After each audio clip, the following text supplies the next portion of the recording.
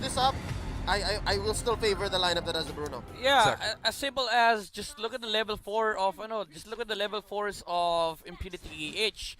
How do you defend against a Harith and a Bruno alongside an Estes Rafaela against the Uranus? Kasi probably ang gagawin ng Blacklist dito is pagdating ni Wise ng level 4 or level 5, they go to the lane of Uranus, then they push down that lane. Or they go to the lane of Oheb para hindi umalis si Oheb ng kanyang lane. By the way, this is a gold lane. Cho, ang daling bugbugin yan, ang daling i-dive niyan sa tower, especially if you have a Rafael and an Estes. And yeah, because of this switch up, because of that last pick, Carmilla, mas lalong humirap yata yung buhay ng Impunity KH. It would have been more sound for me personally if you're gonna try to pick off the Bruno with a Cho all in. I don't doubt na kaya naman yata yon ni TY, but right now, nako, medyo pedal to the metal ang galawan ng Blacklist International. Game number 1, pasok na tayo. A relatively quiet first minute. Yeah, I like what Essen did no, yung level 1 niya. Instead of investing onto the minion wave, kasi kaya naman ni Bruno tsaka ni Estes yan. Hindi naman sila nagmamadali clear yung lane. He just went straight towards the orange buff. Ginuro niya lang si White Knight. Oh! Early knockout! I mean, that's Edward. Nasurpresa, tol. Happy Baga New parang Year! na Happy New Year. Napaputok, tol. Happy New Year, everybody! It's a classic matchup, Pakito versus Uranus. Naturally, The Uranus does nothing right now. What? Sorry? The Uranus does nothing right Yeah, now. if you have two good players, if you give them Pakito Uranus, the Pakito would just be on an advantage. But problem is nalugi sa XP si Boom. So talaga na maximize ni Edward yung advantage niya at that point. And ito yung dito papasok yung tanong anong silbi ng Carmilla sa early game? Exactly. Parang napasama pa nga yata si Boom nung bumisita si TY. Yeah. I think Boom could have just stayed under turret, tapos yun, inantay niya lang. Siya yung legit TY. Yeah, TY na lang. Just get out of here. Sabi ni Edward TY. Yeah, let me deal with this, right? So, naghahanap sa baba si Boom ng room and in mid, si Senpai di naman makasagot. Sobrang, wala, mana lang puhunan ng dalawan to eh. Si Eson at si V. Yeah. Right now, wait lang. Si Edward, isa pa. TY, saan pupunta? Naghahanap ng isa. Cyclone Eye right through the wall. And there's an early turtle. White Knight, gonna go down. Nasipaan ng isa. There's a goal. YSS falls. Wow, nakita mo yung sandwich play doon ng Blacklist International. After taking the turtle, nakakuha naman sila sa magandang pick-off. Again, the slow capability. Oh! Oh, my Venus! Still alive! What? 1 HP and a dream. Sapat na para makapag-counter go. Ang Blacklist International. Humahabol sila dito. OP, Shunpo, way out.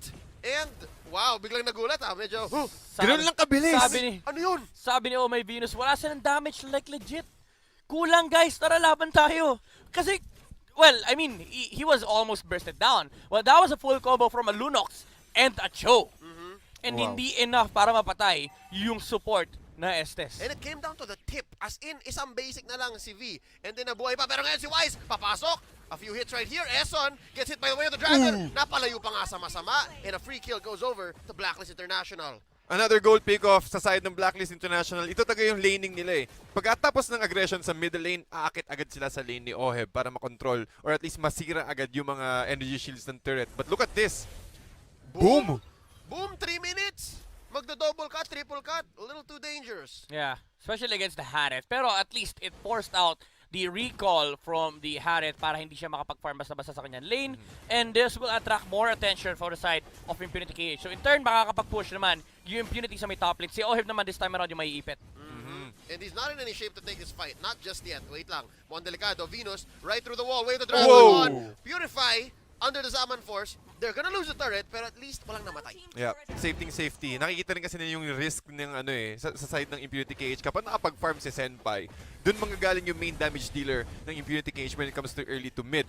So ang ginagawa ng Blacklist International ngayon is they're just really applying pressure through all the lanes ng Impunity KH para ma-take down nila agad. Magkaroon agad sila ng ma-occupy agad nila yung territory rather ng Impunity KH para mas slow down yung power spike ni White Knight. Ino-off nila yung timing ni Impunity Yappy. KH. They're basically forcing mid-game and late game to come in so much sooner. Wait lang, si Edward, makakaisang knockout pa ba? Hindi na. Pero tinan mo, si Venus nag-drop ng domain dito para mahirapan si White Knight. Still gonna get his purple, but only just so much. Up pa rin ng mga 1-5, 2k gold ang Blacklist. And bottom lane, wait lang, 2v1 dito sa mid. Oheb through the wall. Oheb through the wall at nakikita talaga natin mahirap hulihin ng mga members ng Blacklist International. At kung sakali makahuli ka, siguraduhin mo na wala si Oh My Venus at wala si Eson kasi ang bilis lang din ng pag-regen ng HP. So, again, capitalizing on their strengths, Blacklist International, ubos ka agad yung Tier 1 turret just at the nick of time na tumama tayo sa 5-minute mark. Wala ng energy shields. So, mas mabilis na makakuha ng turrets dito. Si Wise, again, the volley shot, ang bilis tumunaw ng turrets niyan. Especially kapag lahat ng mga Tier 1 turrets, kapag hindi siya nakokontrol. So, Blacklist International, they're currently on the lead right now, kundi lang sa points, but when it comes to territory and also when it comes to momentum. Yep. Pretty good decision making here by Blacklist International. Binibigay na kay Oheb yung purple para makahabol siya kasi binugbog yung lane niya eh. Yeah. So this allows them to breathe a little more so that they all scale up at the same time. Again, Ube, ultimate bonding experience. Wait lang, Zaman Force dito, Senpai, papatulan ni Oheb. Oh! Nagpa-back out na members ng Impunity KH. Get out of here, off camera, kill by Ason onto Boom! And right now, tuloy ang laban. TY goes down, Senpai, order brilliance. Kala ko mamamatay na siya. Opa, Opay, Opa, Opi. Goes out. Ang dami Tinawag mo lahat Mula Korea hanggang Pilipinas. Lahat eh. Medyo tumigil yata sa isang bansa pero Teka, si Bates dumating. nakaisa pa. Joke lang. Off si Bates again. Ang galing eh, close eh. I could have sworn, man. They were gonna go for it. They're gonna take this mid lane turret. And right now, Zaman Force committed. Apat de depensa dito. Si Boom off cam. Wow. I don't even know how Boom fell. Gusto ko lang sabihin, yung OPA at saka OP pasok yung isa censored Hindi. Pinagsama ko lang. Kasi ang galing ng ginawa Yung niya. isa, yung isa nasa CyberX Hindi. Iwan niyo na yan. Game na. Isa pa. Oh. Oh, Opi. oh, Edward. oh. Combo kill. White Knight. Ganda nung attempt sinubukan pa niyang pahabulin yung shields para ma-survive niya yung turret hit from the, the turret, syempre turret hit nga. Pero yun nga, Impunity KH, actually nagiging maganda yung sagot ni Impunity KH. Instead of actually reacting to Blacklist International, ang ginagawa nila is they put 3 heroes on a lane para mapigilan yung push ni Blacklist International and they place the YSS alongside the Cho. Kasi ito yung hero na pwede nilang gamitin to attract attention away from Blacklist International. Yung Cho kasi hindi pa nila kaya yan at this point. Oh. T-Wise, ang pupunta, Wise comes in with the dash. Senpai ang susunod. Senpai, Yamete, Uy!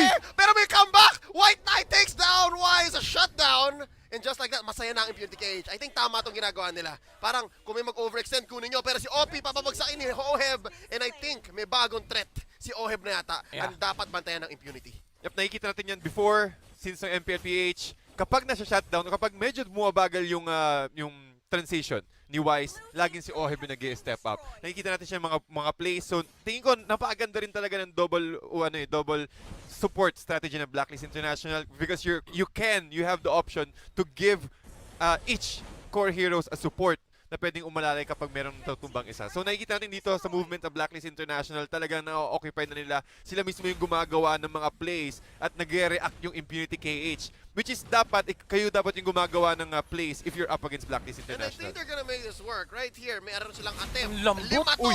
Lima to. Oh, wow! Papasok. Nice catch by OP onto Wise. Taking him down. Oh, may Venus na raw susunod. Oh no, it's a disaster! Ison! Uncle Ison, 1 HP left. Naghahanap dito ng combo. Oheb, Zaman Force. Pero Oh naku, my wipe out. goodness! Hindi rin enough yung damage yung deity penalization, but tingin ko narinig yata tayo ng Impunity KH. Sila ang gumagawa ng play ngayon and they're able to choke out or they're able to corner Blacklist International on that small space na talagang lahat ng Ionic Edge dito ni Boom sapul na sapul sa lahat ng Lahat sila members. may marks. Lahat Yeah. sila may marks and Blacklist International had a very difficult time disengaging kasi nahuli agad yung mga supports ng Blacklist. Yeah, and dito na nagme-make sense yung Carmilla pick, no? Kasi again, ang hiling magdikit-dikit ni Blacklist International. So that's the idea of Impunity KH. Pwede nating labanan ng 5v5 kasi yung spill damage, mahahati yan along the players of Blacklist International. Pero that fight was actually, it became good because OP was able to find a TikTok play onto Wise. TikTok play. Wave the Dragon, the perfect target. Ngayon, Turtle secured here by Wise. They take down TY. Easy pick-off. Now, flicker in by Edward. Si Boom ang kanilang target. That's going to be the wards put in, but it's not enough. Oheb slays Uranus. Ayan na, sabi nila, okay, wala na yung TikTok guys. Cool down yan, 120 seconds, let's go. Pero, si OP, Si OP talaga may ito talaga si pangarap. ano, May hardest pangarap. working man in Cambodia. Ang daming hardest working man. Lahat na lang ng bansa may ganitong player. walang sinasanto. Hero, turret, lahat. Sino to, Oh, Senpai? Senpai. Ay, Pero makita mo yan, bilis talagang bumasag ng Blacklist International. Bawat pick-off, merong agad sagot na turret, na another objective. Kaya napapwera sila yung Impunity KH na na lumabas sa base nila eh. Kaya ang ginagawang trabaho na nandito ni Obi, ano lang eh, tamang Panggulo. tamang trabaho lang, tamang panggulo lang. Sakit! Tamang trabaho, yun yung trabaho niya. Now, boom, down to what? A third of his health, ang bilis. So medyo bumubuo na, gumaganda na. I think the next time we see Wise's items, doon natin makikita kung ano talagang progress niya. Yeah, and ang problem na kasi ni Boom dito, instead of going for the Brute Force Breastplate, he went for the Enchanted Talisman. And I think Dominance Ice, yung next item niya rito, it's gonna help the Carmilla para pag nagdikit-dikit yung Blacklist International. Ang trabaho ni Boom ay pumunta sa gitna, tapos mag-boom. Medyo masama yung joke na naisip ko. Shoutout kay Jiro, Hinomad Pineda. Pero yeah, yun yung gusto niya mangyari. This exact fight, replica niyan, dikit-dikit sila, it's gonna help the Carmilla for the spill damage. Perfect. With the teamfight presence of Impurity KH. Dagdag pa natin dyan yung presence din ni Senpai on the Lunox. This is looking rosy. Perfect execution by Impunity KH. And I think tama rin yung placement ng laban nila. May pader, so hindi makahil si Eson tsaka si Oh My Venus. Yeah. So that was, I guess that was their first big win in this matchup. Maybe save also for one more TikTok play by OP kanina kung saan pa ako medyo nag-stumble sa aking mga words. But right now, back into form here. We give the early game to Blacklist. Mid-game somewhat Impunity KH. Now, coming up to Lord times 2. 1, lalabas si Lord. Feeling ko back to form ang Blacklist eh. Parang kanila ulit yung mapa. Yeah, ito yung talagang box. Dito magaling sa Blacklist International yung mag-establish yung box. They really are good in terms of protecting Wise whenever they try and take objectives. Lalo-lalo na yung ginagawa ni Eson tsaka ni Oh My Venus. Kaya nilang gawin to na silang dalawa lang. Kasi usually si Edward talaga nasa kabilang side ng mapa. Talagang siya yung gumagawa ng mga split post Oh, protection. boom! 3 hits! Napa-boom dito ni Wise. Summon Force in by Oheb. There's your brilliance. Medyo Ruby DD play yun. TY falls. Grabe! And right now, punished si Senpai. Hindi siya Senpai DD. Ngayon, nag-isa na lang dito si Op. 3 hits lahat! Maniac! Si Wise! Ibigay nyo na! Guys! Wala. Ibigay nyo na yung Ayaw. Savage! Ayaw ibigay! Ayaw lumapit ni White Knight! White Knight naman. Guys! Lahat ng heroes 3 hits! Walang hindi lumagpas! Paano mo lalabanan to? Easiest 1, 2, 3 para kay Wise. OMG. They take the Lord. No contest. Si White Knight sabi niya, guys, out na ako. Out na ako. Out na, ayaw. Para Ayaw ayaw. natin ibigay yung Savage. Para Okay na silang yun, sumakay Maniac. sa jeep. Tads tsaka Leo. 1, 2, 3. 1, 2, 3. Pero ilang jeep yun? Apat. Apat na jeep! Sunod-sunod. Nag 1, 2, 3 si Wise sa lahat.